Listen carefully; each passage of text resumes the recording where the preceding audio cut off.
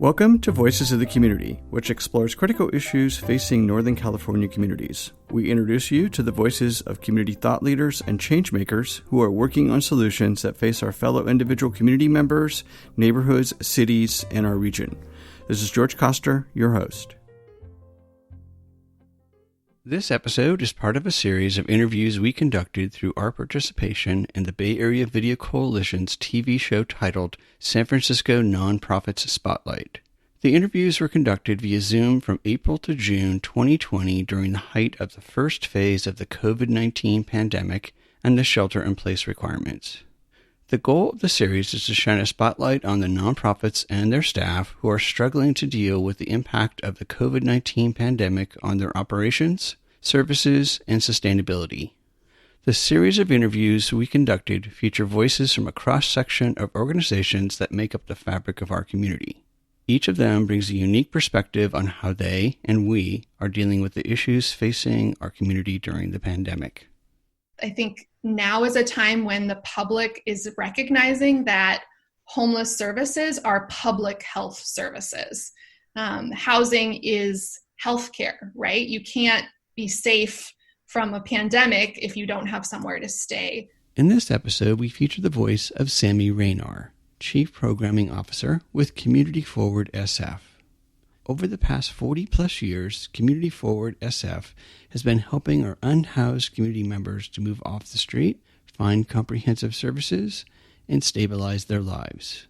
Community Forward SF serves over 6,000 unhoused community members annually. Some of the most vulnerable community members are cis-gendered and trans women. Community Forward SF is the leading agency addressing the unique needs of these fellow community members. As part of providing comprehensive services, Community Forward SF provides housing, a sobering center, and medical services. I'm joined remotely via Zoom by Sammie Rayner, the Chief Program Officer of Community Forward SF. Sammie, thanks for being here this afternoon. Thank you, George. I would love to start with having you kind of walk the audience through what your model is of what you guys call the holistic full person services. Of course. Yeah, at Community Forward, we're a network of programs that serve the homeless service community, focused really on the most vulnerable people in the homeless population. So whether you're a trans woman and looking for a safe place to just rest for a little while, we have a women's place drop-in center, all the way through to a medical shelter facility. If you're imagine recovering from cancer or chemo and being in a homeless shelter, you're going to need more services and care. So provide medical services in addition to just a shelter through a partnership with Department of Public Health, all the way to housing, and run 2 different housing programs in the Tenderloin. And the common thread, the holistic care that you mentioned, is really adding in a mental health, behavioral health, and medical health services on top of just a room and a place to stay, and recognize that you really have to meet individuals where they're at and provide services that support the very diverse range of needs of our community. And then you also work with, you have a sobering center as well, which kind of gets back to the whole idea of housing first, as being a city policy, but then you also work with seniors. Can you share a little bit about that? Of course. We're a 41-year-old agency, so have been around for a while. And actually, one of the very, very first services that the agency provided was sobering and driving around vans, helping folks on the street who needed a safe place to sober up. And so we have a sobering center where people can come and just have a safe place to rest, sleep, be under nurses' supervision while they're getting better. And then at the end of that, when they are able to kind of come out of and sober up, they're able to talk to a nurse, talk to a case manager, and think about other steps that they can take for their life. And we also, I think, didn't necessarily start focused on seniors, but the whole homeless population is aging. That's something that not a lot of people know. So majority of the folks that we serve are over 55.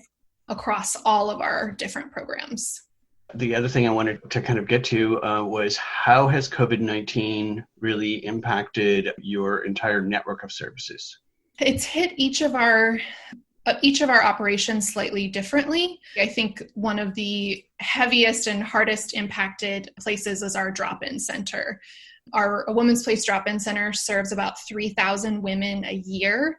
And so as you can imagine, that's not an operation that can really run safely, having lots of women in one space doing laundry, taking showers. And so it was really extremely difficult when shelter in place set in and I don't know if you know, but city shelters weren't taking new reservations. And so we're having lines of women coming like, hey, what am I supposed to do? And there was a really hard several weeks when we were actually just sheltering in place in our drop-in center. So women in plastic chairs for weeks until the city was able to open up hotels. And that has been a really exciting kind of lift of pressure off of us, not just the drop-in center, but our shelters were also really too full to properly socially distance. So now that hotels are open to our clients, we've moved all of our folks who are over 60 out of the shelters and programs and into hotels. And our staff are actually moved with them and continuing to provide care and services in hotels. So that's been the biggest transition, is just, figuring out how to run these programs in hotels and keep people safe. And so what are some of the other needs that you're seeing? I think there's a lot of needs across the community. I think one of the biggest is just to continue this hotel push. There are not nearly enough people in safe spaces yet. We have been able to move a lot of our folks, but there's so many people who are still on the street who would normally be knocking on the door of a Women's Place Drop-In Center and getting services who aren't being served right now. So continuing to do that is important. Continuing to donate and provide personal protective equipment is really important. And I think just to honor and recognize the staff, not only of our agency, but of organizations across the community. I think now is a time when the public is recognizing that homeless services are public health services. Housing is healthcare, right? You can't be safe from a pandemic if you don't have somewhere to stay. So continuing to advocate to your supervisors, letting people know this is really the most important way to keep people safe. We all keep hearing over and over is to socially distance, right? And protect yourself. So advocating for everyone to be able to do that is really important. And Sammie, how can people who are viewing this really help Community Forward SF? What do you guys need? Volunteers. I know you've launched a funding campaign, just like everybody else out there has been impacted. What can folks do to help? We do have a fundraising campaign for who we call our frontline heroes. Community Forward has over 80 staff members who are on the ground daily checking people's temperature at the hotel or at the shelter to make sure that we're tracking for who might get COVID and keep people safe. So those are really the city's heroes. And so we're doing a fundraising campaign to provide hazard pay to recognize the incredible risk these staff are taking, who have their own families, their own, communities that they also want to protect at home. And so, needing to recognize that risk they're taking. And that campaign is on our website, communityforwardsf.org, and also on the Hand Up platform. So as we eventually lift the shelter orders, what are some of the things that you and your team would like to see happen, as the shelter in place is actually lifted? This pandemic has, I think, like I already said, has shown us that housing is healthcare, that we really need to recognize homelessness as a public health crisis even before COVID. And this change that has come about of placing people in hotels, I hope is one that will stick. and we'll recognize that the old shelter model is flawed. It's really hard to provide for individual needs in really kind of overpopulated shelters.